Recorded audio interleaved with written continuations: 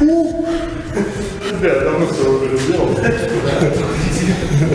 Denis Cyplenkov the strongest grip in arm wrestling? Guys, just recently, I was watching some videos of Denis just before he had to leave the sport due to the damage that he did on his kidney vessels. And there's one video on where Denis is doing some strongman training alongside another strongman.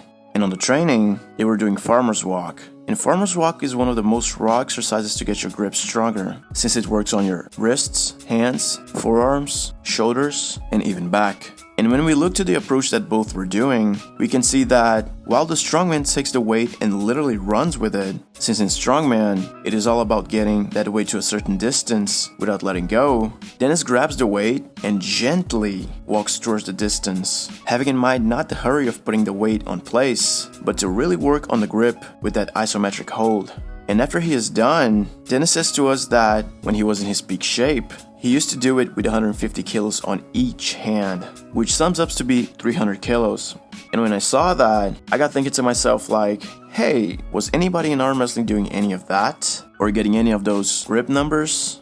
Well, clearly, if we're talking about arm wrestling grip, we have to talk about Vitaly. And Vitaly indeed has the strongest grip in arm wrestling currently. Like, by the last time I saw, Vitaly has scored 159 kilos on the dynamometer, which sort of surpasses Denis' 150 kilos farmer's walk.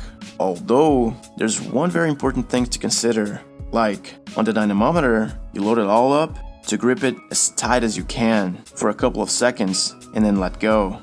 While the farmer's walk Denis was doing, he was taking the weight off the ground and slowly walking towards the distance he had to, which took him a couple of seconds to then after let go. So, if you ask me, in terms of isometric grip strength, the farmer's walk might be more impressive.